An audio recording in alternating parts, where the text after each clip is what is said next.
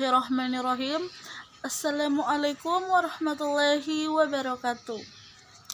Alhamdulillahi rabbil alamin wa bihi nasta'inu ala umurid dunya waddin wa ala alihi wa ashabihi ajma'in. Amma ba'd. Perkenalkan, nama saya Nursana dari kelas X 3D dengan NIM 240-100-88 dari Prodi Ekonomi Syariah Fakultas Ekonomi dan Bisnis Islam. Baiklah, sebelum kita memasuki materi, pertama-tama kita panjatkan puji syukur kita kehadirat Allah Subhanahu wa Ta'ala, dan tak lupa pula kita kirimkan salam dan salawat atas junjungan Nabi besar kita Muhammad Sallallahu Alaihi Wasallam. Oke, langsung saja pada kesempatan kali ini saya akan menjelaskan mengenai konsep permintaan dalam ekonomi Islam. Konsep permintaan secara umum adalah keinginan konsumen membeli suatu barang pada berbagai tingkat harga selama periode waktu tertentu. Atau dengan kata lain, konsep permintaan adalah kombinasi harga dan jumlah yang menunjukkan jumlah suatu barang yang diinginkan dan dapat dibeli oleh konsumen pada berbagai tingkat harga untuk suatu periode tertentu. Adapun hukum permintaan, yaitu makin rendah suatu barang, maka makin banyak permintaan terhadap barang tersebut. Begitu pula sebaliknya, makin tinggi harga barang, maka makin sedikit permintaan terhadap barang tersebut. Maka apabila barang harganya diturunkan, maka para konsumen akan berdatangan untuk membeli barang tersebut. Hal tersebut mendorong lebih banyaknya pembeli. Sedangkan jika harga barang tersebut mengalami kenaikan secara terus-menerus, maka para konsumen akan berlarian mencari harga yang lebih murah, atau dengan kata lain, permintaan yang terjadi akan semakin sedikit atau akan menurun. Jumlah barang bukan hanya dipengaruhi oleh faktor-faktor harga saja, namun juga dapat dipengaruhi oleh faktor-faktor lain. Adapun faktor-faktor yang memengaruhi terjadinya sebuah permintaan, yang pertama adalah harga barang itu sendiri, yang kedua adalah harga barang lain yang terkait, yang ketiga adalah tingkat pendapatan per kapita, yang keempat adalah selera atau kebiasaan, yang kelima adalah jumlah penduduk, yang keenam adalah perkiraan harga di masa mendatang, yang ketujuh adalah distribusi pendapatan, dan yang paling terakhir adalah usaha produsen meningkatkan penjualan. Selanjutnya mengenai analisis permintaan dalam ekonomi Islam. Pilihan konsumen terhadap permintaan tentunya harus melakukan atau harus mempertimbangkan pendekatan isomaslahahnya, di mana pendekatan isomaslahah didasarkan pada pandangan bahwa maslahah atau berkahnya hanya bisa dirasakan, namun tidak bisa diukur sebagaimana besarnya keberkahan tersebut. Konsumen hanya bisa membandingkan tinggi rendahnya berkah antara kegiatan konsumsi. Dan apabila kita mengetahui konsep ini, maka kita akan mengetahui metode substansi atau kompensasi. Sedangkan konsumen harus berada pada tingkat yang sama. Jika terjadi penurunan barang Y, maka harus terjadi kompensasi dengan barang X. Begitu pula jika naiknya harga X, maka kompensasi harus turunnya nilai Y. Jika melihat dari kurva isomaslaha, jika kurvanya semakin tinggi, maka tingkat maslahahnya semakin tinggi pula. Untuk itu, kita dapat melihat pergerakan maslahah melalui kurva tersebut. Adapun batasan individu dan etika dalam konsumsi. Yang pertama itu adalah kendala anggaran, di mana kendala anggaran itu suatu yang penting saat melakukan permintaan dan penawaran pasar.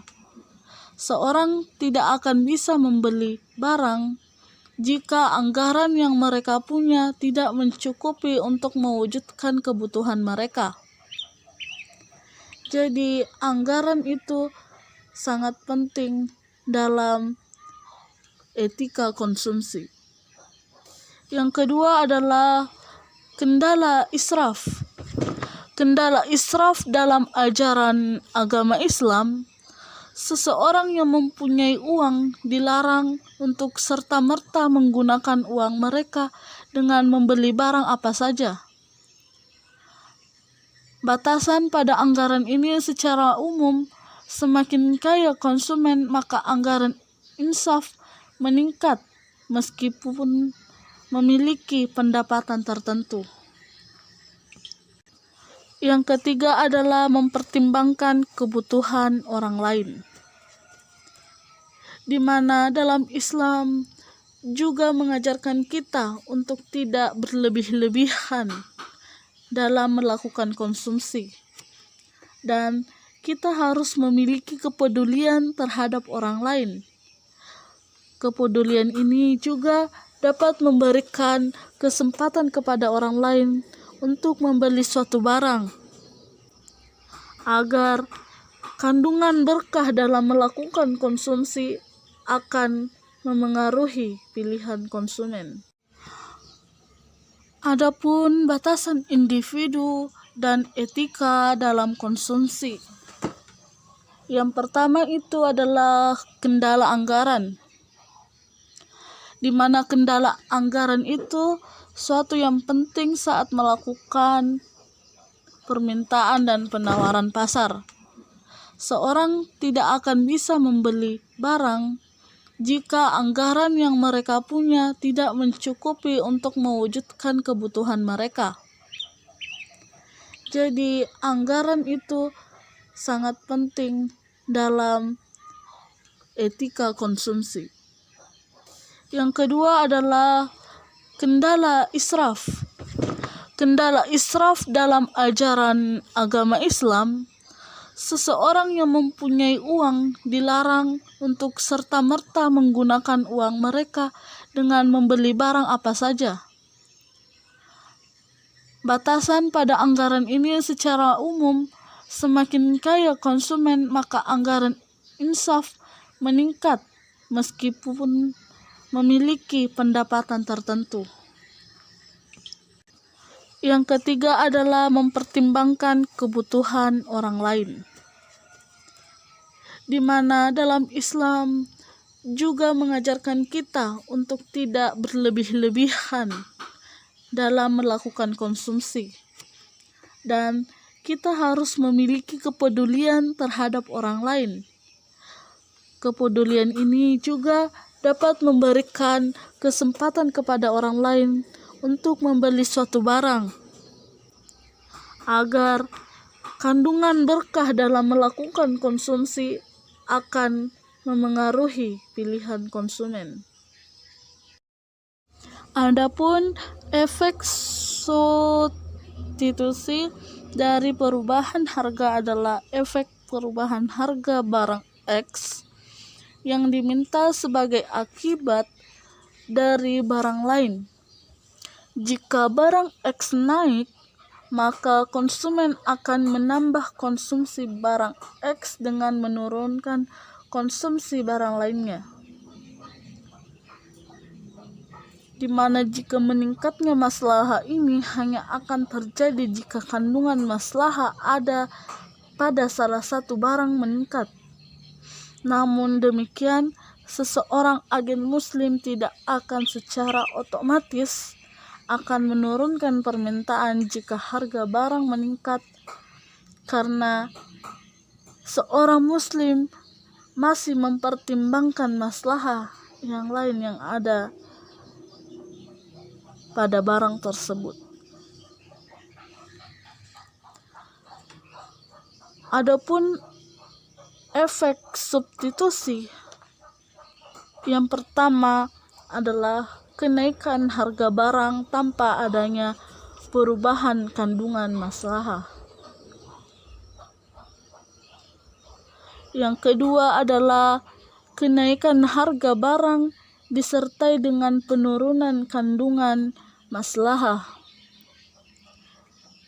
Dan yang ketiga atau yang paling terakhir adalah kenaikan harga barang disertai dengan kenaikan kandungan maslahah. Efek pendapatan dari perubahan harga adalah efek perubahan harga yang diminta sebagai adanya perubahan pendapatan real oleh konsumen. Misalkan barang X tetap dan barang Y naik, maka pendapatan real akan berubah, di mana semakin tinggi pendapatan real konsumen, maka semakin tinggi pula barang yang diminta. Dengan kata lain, adanya peningkatan suatu barang memiliki efek pendapatan yang negatif, menurunkan jumlah barang yang diminta karena pendapatan mengalami penurunan. Itulah tadi materi mengenai konsep permintaan pada ekonomi Islam. Jika ada yang tidak berkenan di hati, mohon dimaafkan. Wabillahi taufiq wal hidayah. Wassalamualaikum warahmatullahi wabarakatuh.